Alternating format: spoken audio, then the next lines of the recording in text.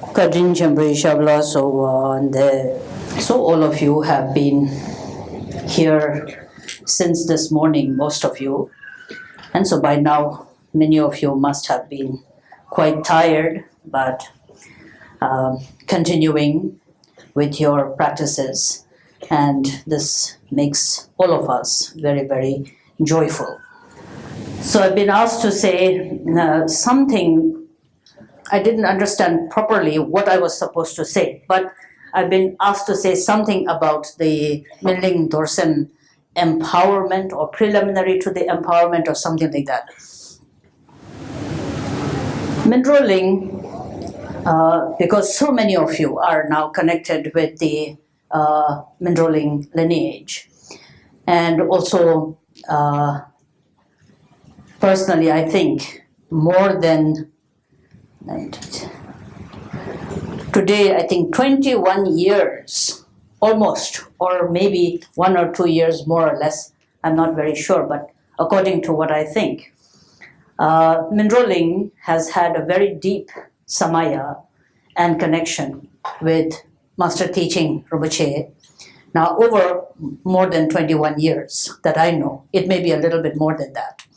And so since most of the people here today are either disciples and students of Master Teaching Rinpoche, and many of you are then students of Mindrolling lineage for many, many years and have received enormous amount of teachings from Kochen Rinpoche, His Holiness Jebje Trijang Rinpoche when he was here, and then of course from Jebje Kochen Rinpoche, Jebje Khenchen Rinpoche, and then Yönden Rinpoche and Lama Chodrak, Khenpo Jamyang, and Sanjil Phondrop, and many of the other lamas from Mindrolling, having been now settled in Taiwan for more than 2 decades, most of them for more than 20 years. Many of you, most of you, are very deeply connected to the lineage of Mindrolling. So perhaps we can begin by speaking about Mindrolling a little bit. I think also if you are someone connected to Tibetan Buddhism, you cannot not be connected to Mindrolling. If anyone who knows a little bit about the history of Tibetan Buddhism, such a person will be very familiar with their connection to Mindrolling, because Mindrolling is not necessarily just a monastery or a lineage. Mindrolling is a center of learning and practice. And since its center of learning and practice became very prominent, masters from many different lineages and schools always traveled to Mindrolling to study and practice. And therefore, through the centuries, a very deep relation of almost all of the masters of Tibetan Buddhism have established that very deep connection with Mindrolling. Of course, in particular, it is very much a strong lineage within the Nyingma tradition. So the Nyingma tradition has what is known as the 6 main lineages. And within Nyingma, among these six, Mindrolling is one of them.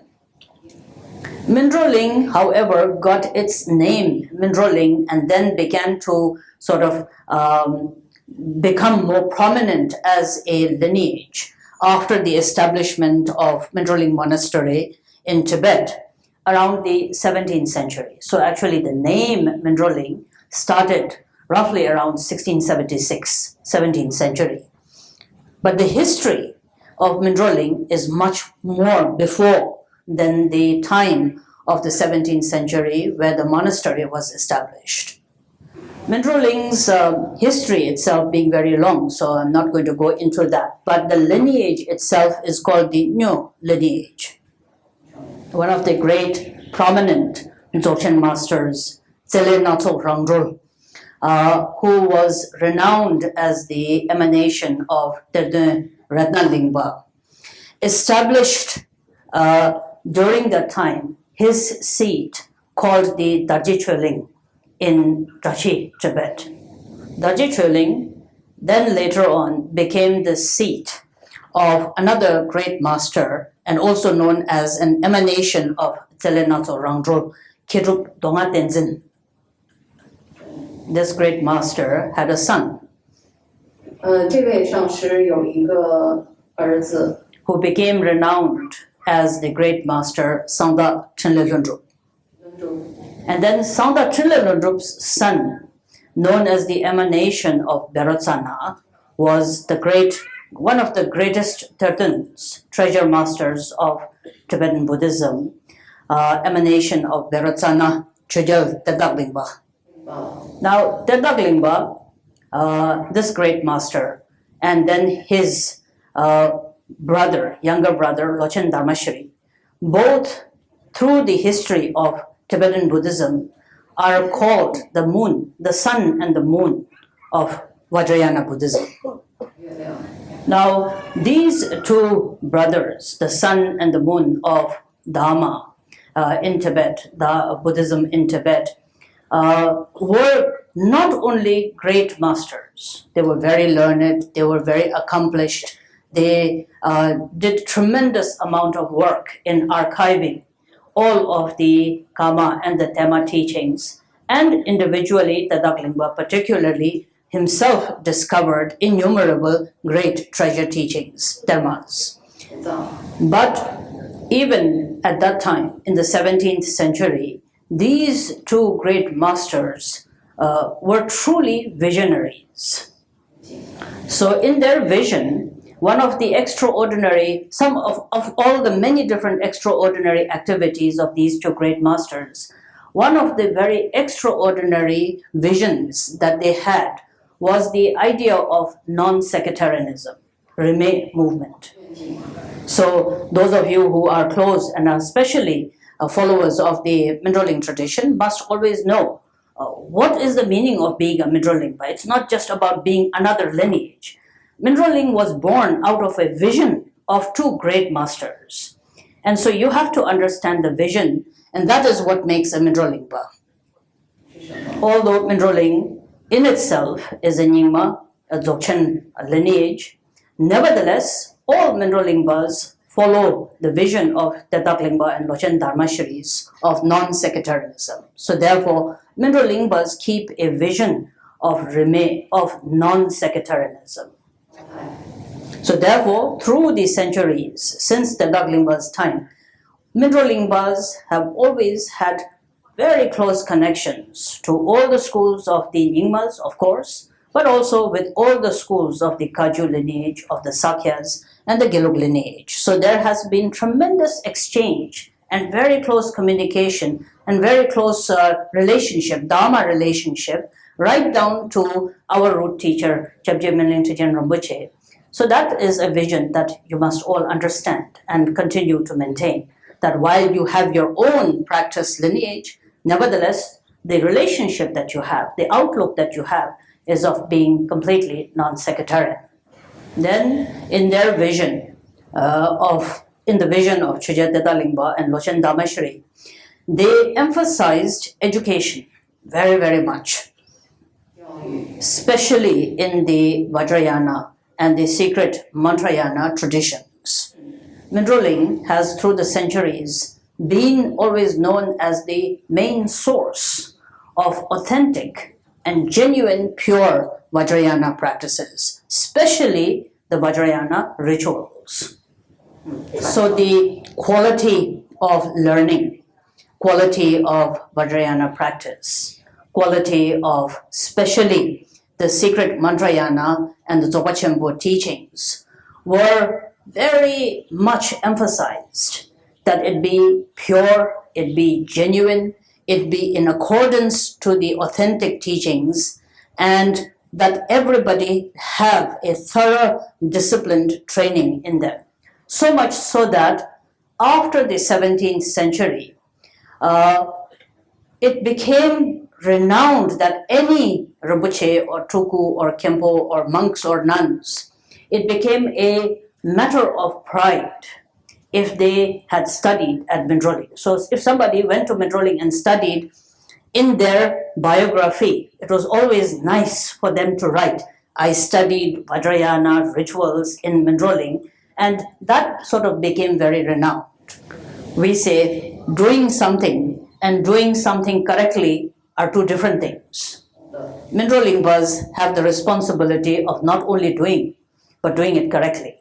So therefore, I am myself very, very happy to see that the tradition of doing it correctly is beginning with many of you here in the Taipei Mindrolling Center. So when you wear the red zen and you know the text and how to do the mudras correctly and to do the whole recitations so very nicely, and you've been taught so very well by Khandro Rinpoche and Lama Chödrak and the other teachers.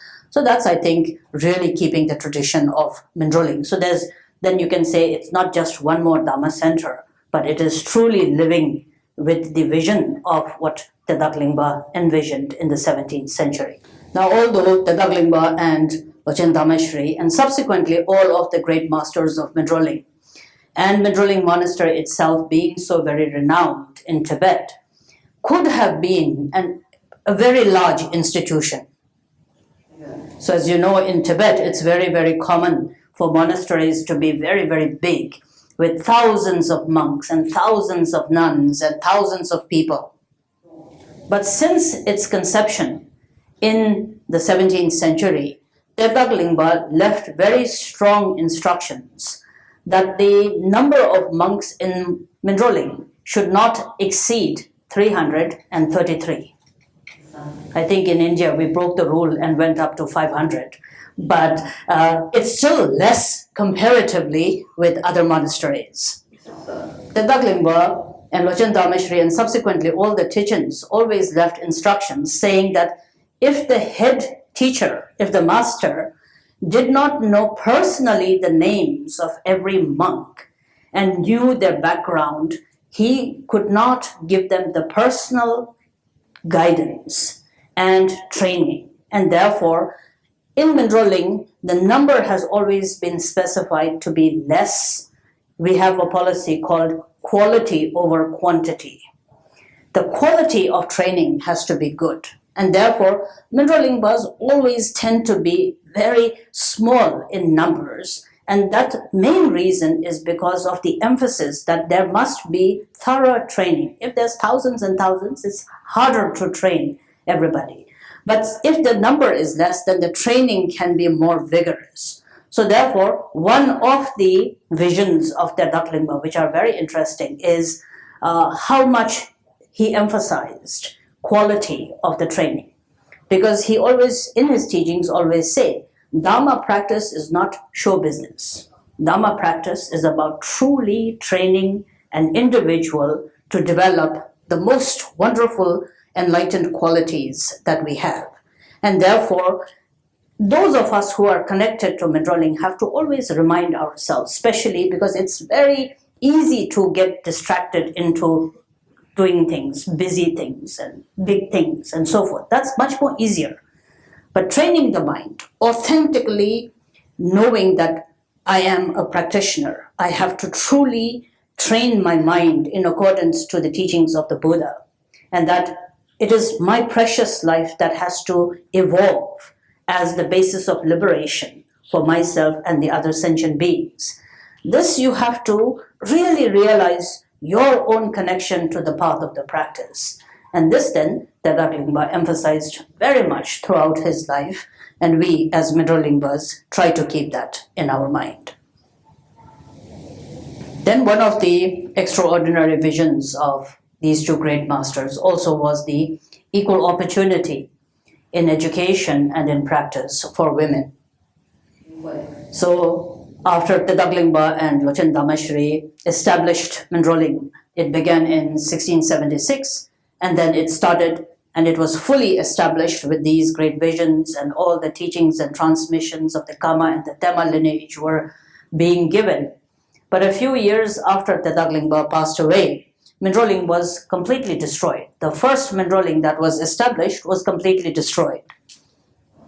So during the Dzungar-Mongol invasion, when Mindrolling was destroyed, at that time, Pema Gyurme Gyantso was the first throne holder following Tedak Lingpa. So from Tedak Lingpa, subsequently the lineage holders always became the Dong, what is known as the, in common language we say the sons of the family, but in the textual language we usually say the Bon lineage began. And so during that invasion and the destruction of the first monastery of Mindrolling, Lochen Dhamashri, the great teacher, was killed, and so was also the first Trichen after Tridatta Lingpa, Pema Jurme Gyatso. In terms of number, the second Trichen.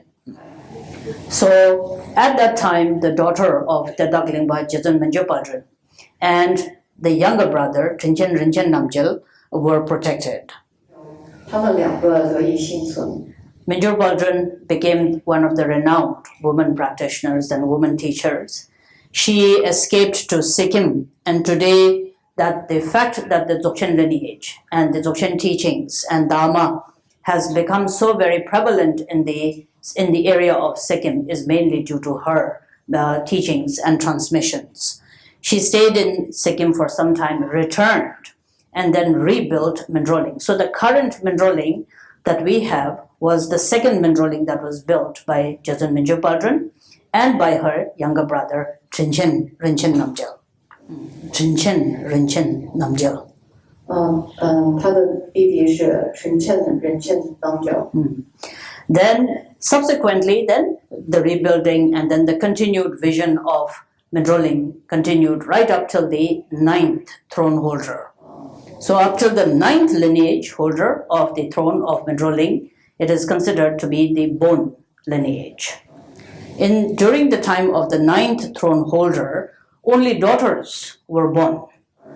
And so subsequently, the throne holders then are known as the blood lineage holders.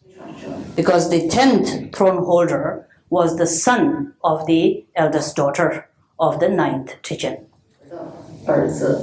Jetsün Chime Denden Drolma was one of the great woman masters. Her son then became the 10th, my grandfather, a 10th Trichen, and then the 10th Trichen's son was the Chapje Minling Trichen Rinpoche 11th, that many of you have had the good fortune to receive blessings and teachings from.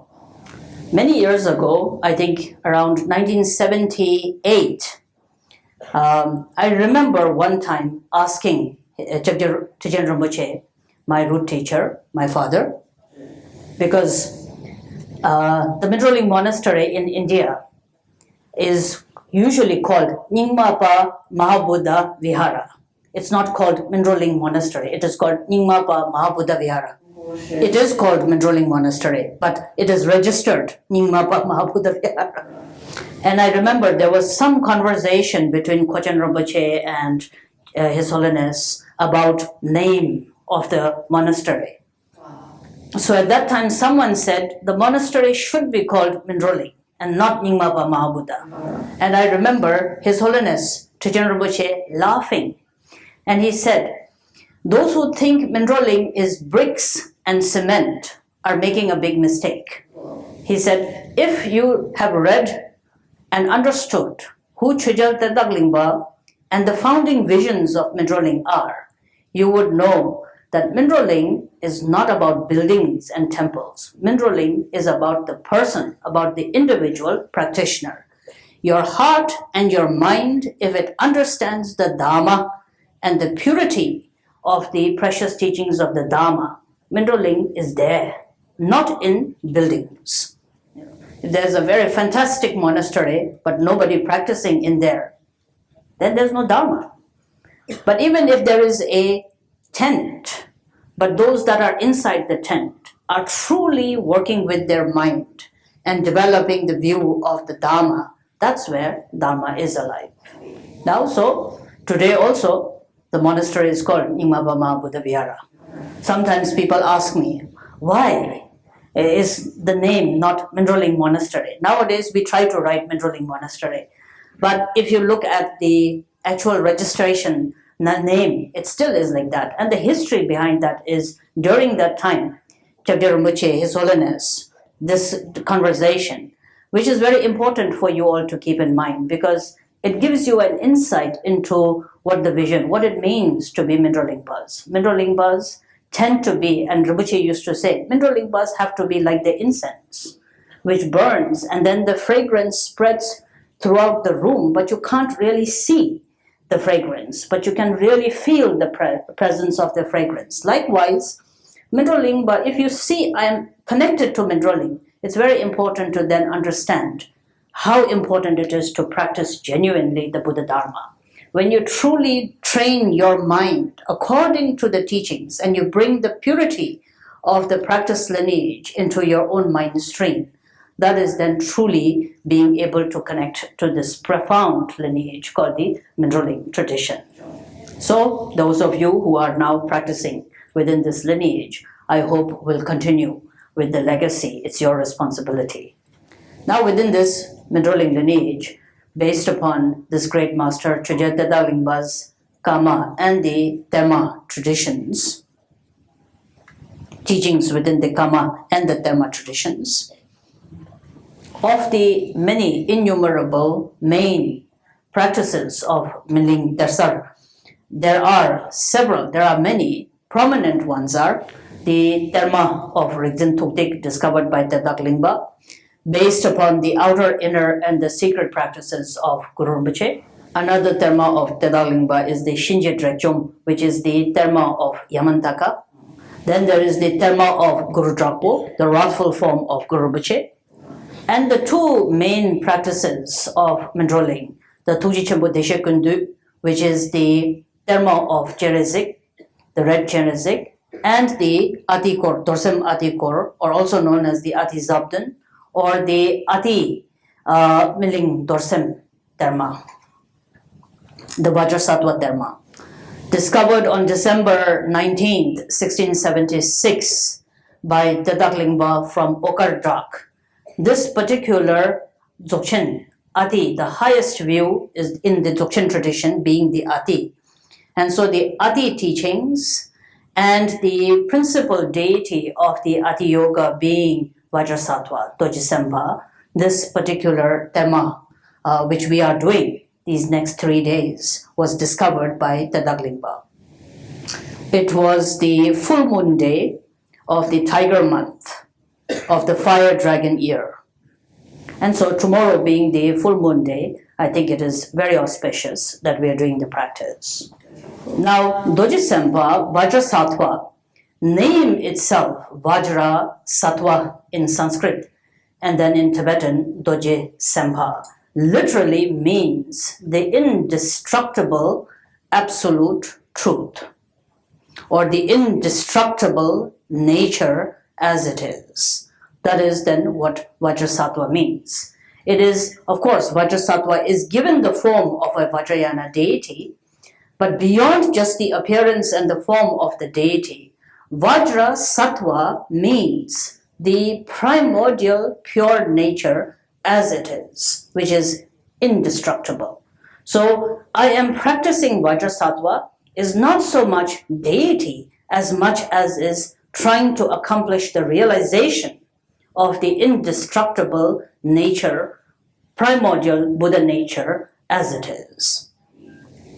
Now, in order to realize this indestructible primordial nature as it is, name which we commonly then refer to as Vajrasattva. So whether you say to accomplish Vajrasattva or to accomplish the primordial nature as it is, the indestructible primordial nature as it is, a meditator from the Vajrayana teachings perspective relies upon the progressive path.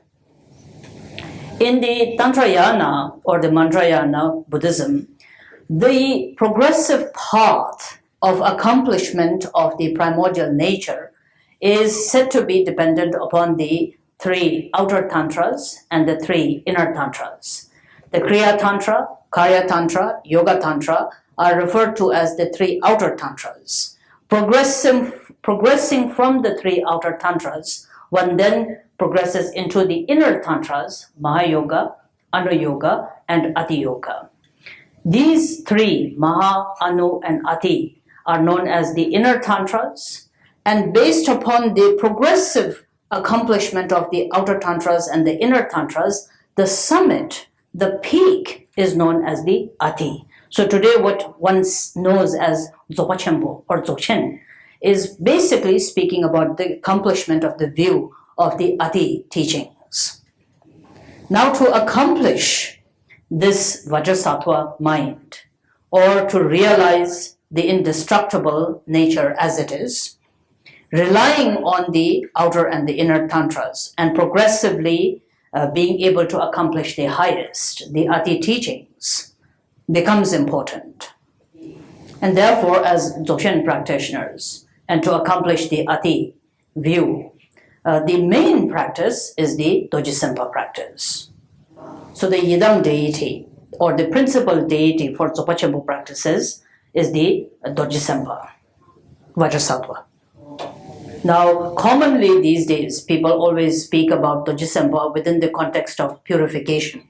That is one aspect. But the Minling Dorsem's Yidam manifestation of Dojisempa is slightly different. So, as the Yidam of the Ati Yoga or the Dzogpa Chenpo practices, Dojisempa is in union with the consort. So, with the consort and without the consort, the difference between the two are these two aspects. The Dojisempa without the consort is more in the context of the Ngondro practices of purification. Minling Dorsem's manifestation of Vajrasattva is in union with the consort, because the whole concept of the union is about the non-dual nature of emptiness and wisdom. And this then is the absolute nature. So when we talk about realizing the primordial nature of mind, this primordial nature of mind is the non-dual nature of emptiness and wisdom. And therefore, since the mind's nature is non-duality of wisdom and emptiness, it is then given the form of Vajrasattva in union with the consort. So I think maybe these days more of the people are more educated and learned, so they understand this. But there used to be a time when people didn't understand the symbolic meaning of Vajrayana deities, and then they would say, "Oh, that's a the man-woman kind of a union together," and people became a little bit confused. Non-duality has to be understood. 超越二元对立是要被了解的。So if one is truly trying to realize the empty nature, one cannot realize non-dual empty nature by having dualistic ideas. So nevertheless, here Vajrasattva, therefore, according to the Minling Dorsem and the Dharma of Chudakdada Lingpa, and then subsequently almost all of the great teachers have always taught that Vajrasattva, the Minling Dorsem particularly, this form of Vajrasattva is the single deity that is the single essence of all the other deities. So therefore, because Vajrasattva is the principal Yidam deity of the Ati, the very highest of the view, therefore accomplishing Vajrasattva is known as accomplishing all other deities. So therefore Vajrasattva is known as the single essence of all the deities, all the Yidam deities. In the same way, the 100-syllable mantras of Vajrasattva is said to contain within these 100 syllables all the syllables of every other mantra. So simply reciting the Vajrasattva mantra is said to be reciting all the mantras that are there. So deity, the single essence of Vajrasattva as a deity, is the single essence of all the 100 deities, hundreds of deities. Just the 6-syllable mantra or the 100-syllable mantra is also said to be the single essence of all mantras that are there. And so, likewise, simply accomplishing the Minling Dorsem, the Vajrasattva practice, this particular dharma, is also said to be containing the essence of all the other Vajrayana practices. So therefore, the single deity Vajrasattva is the single essence of all hundreds of peaceful, wrathful deities.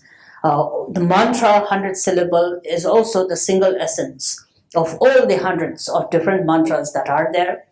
practicing Vajrasattva is also said to be directly connecting with your own primordial nature. So therefore, it is seen as one of the most profound practices, a single practice that contains the essence of all the Vajrayana practices that are there. And so because of that, the Minling Dorsen, through history, became very renowned. And therefore, this is one single practice that is practiced by almost all traditions. The Kajus practice Minling Dorsen, the Sakyas practice Minling Dorsen. Gelug's also, I think, practice Minling Dorsen. I'm not very sure, but definitely all the Nyingma traditions definitely practice the Minling Dorsen.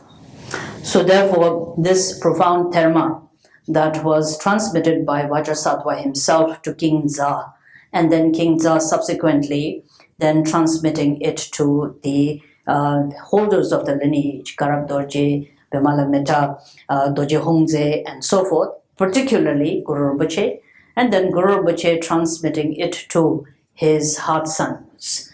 And Berotsana mainly was entrusted this Minling Dorsen. And Berotsana wrote it down and then concealed it as a teaching to be discovered later. And Guru Rinpoche prophesied that in the later ages, hundreds of years from Guru Rinpoche's times, an emanation of Berotsana himself would discover this terma and then propagate it. And in Pema Kathang, Guru Rinpoche very specifically says, this is one particular terma that is going to be of tremendous benefit for practitioners in the degenerate times, to have a single practice through which they can attain liberation and enlightenment in one lifetime. And so the emanation of Berotsana himself, Chogyat Daklingba, the founder of Mindrolling, discovered it from the Okardrak caves. And we are all very, very fortunate that we have this very profound practice, the single essence of Dzogpa practice with us. Now, I'm not sure whether you do it here in Taiwan, but sometimes as young people, many years ago when I was much younger, in school, people used to ask different questions. People ask questions like, if you were shipwrecked and were left with only one book, you were allowed to carry only one book, which book would you take with you? If you were shipwrecked and marooned on a deserted island with nothing except one book, which book would you take with you? The answer is Minling Dorsen. 答案是明明金刚萨埵。 If you are a practitioner, all you need is the Minling Dorsen. In the Dharma of Mindrolling of Tadaglingba, he says, this is the only practice you need for complete enlightenment. So if you are shipwrecked and in a deserted island and you have only one practice to take with you, take the Doji Sempa practice.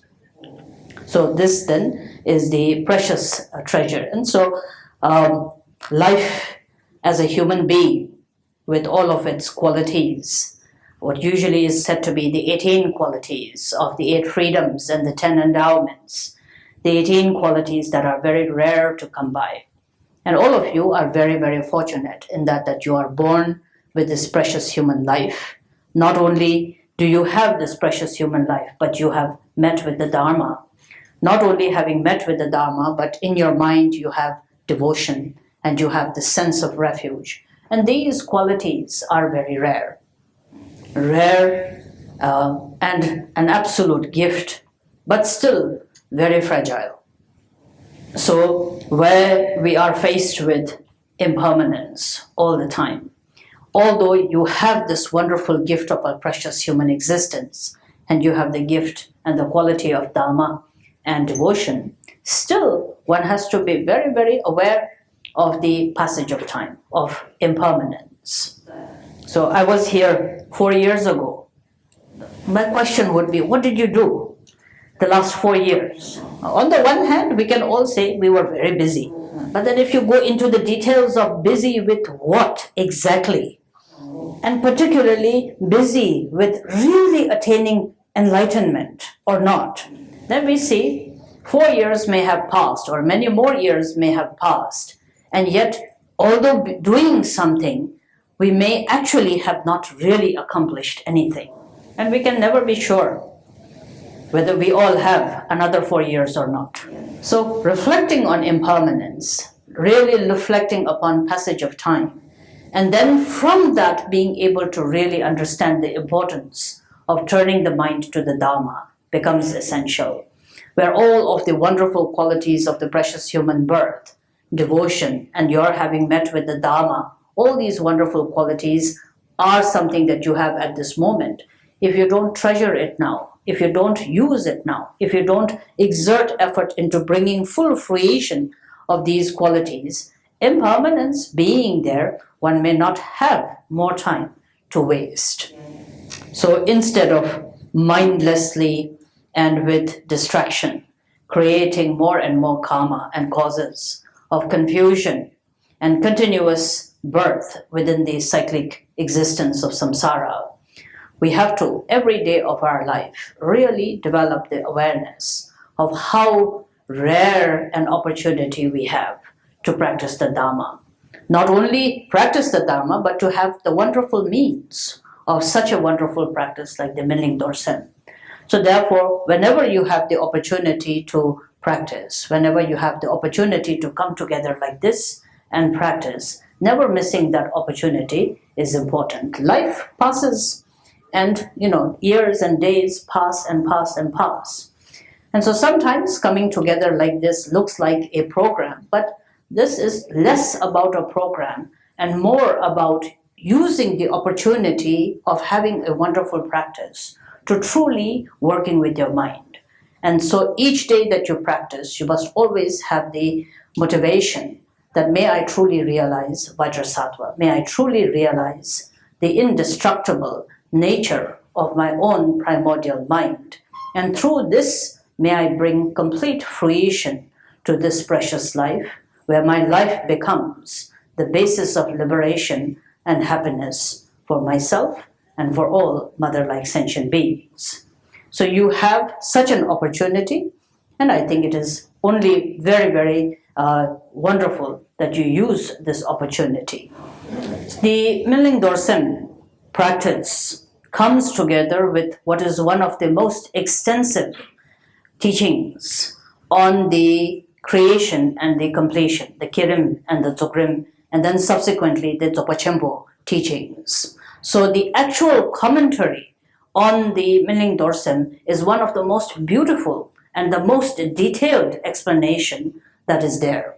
So with so many Mindrolling teachers being here, I hope those of you who are practicing this particular dharma will develop the wish and the aspiration to receive the extensive teachings. This is very important. Only doing the practice, not really knowing the meaning, may not be the best of the ideas. You have to know the meaning of every word, every symbolic meaning.